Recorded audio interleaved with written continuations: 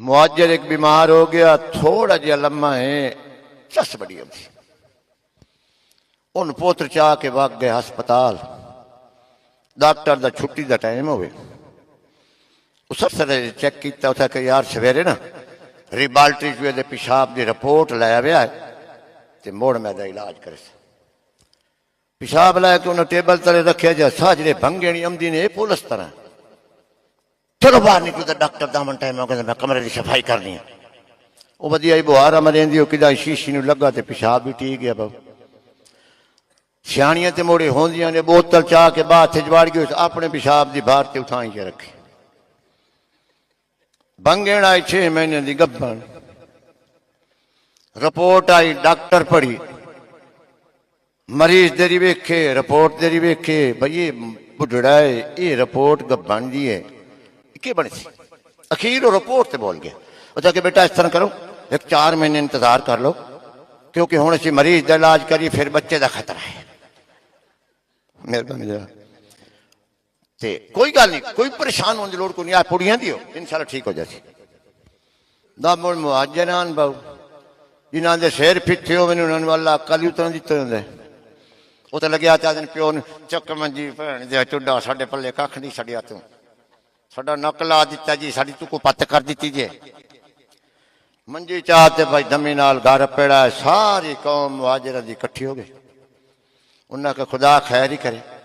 राती गया सी चौधरी ते सुबह घर आ गया, भावें डॉक्टर जवाब दे दिता की हाल है खैर दी नु सके भाई कख दा नहीं पता। इको बारी डॉक्टर देखा तो सवेरे मुंडे कहते चुप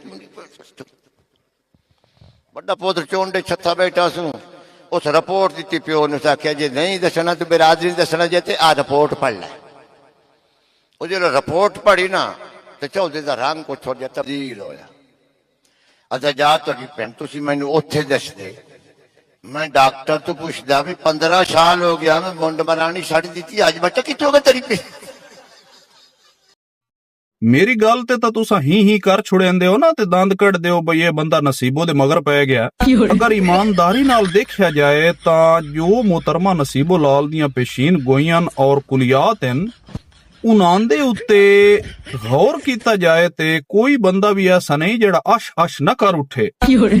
सीसीडी एक इदारा बनाया गया पंजाब दे अंदर क्राइम नू कंट्रोल करन वास्ते, और उन्होंने बड़े शार्ट टाइम दे विच पंजाब दे वासियां नू ऐसा अमन फराहम कीता है कि जेड़ा पाकिस्तान दी तारीख विच अज तक ओदी मिसाल नहीं मिलदी।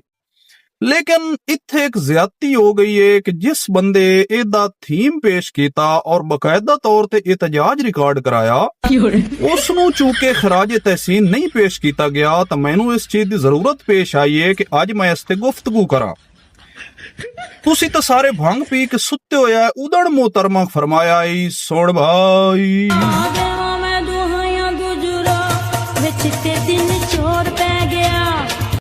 यार इतनी सफाकियत इतनी दरिंदगी। चलो चोरी चकारी होंदी है को रात दे किसे समरे च नेरे चूरा पर चिट्टे देन वारदातां चोरियां और राबरी और क्या क्या नहीं हो रहा इत्थे। मैं सलाम पेश करदा हुकूमत पंजाब नू, पंजाब पुलिस नू कि जिन्हां ने सानू अमन दिता है। पंजाब पुलिस जिंदाबाद, पाकिस्तान पाइंदाबाद।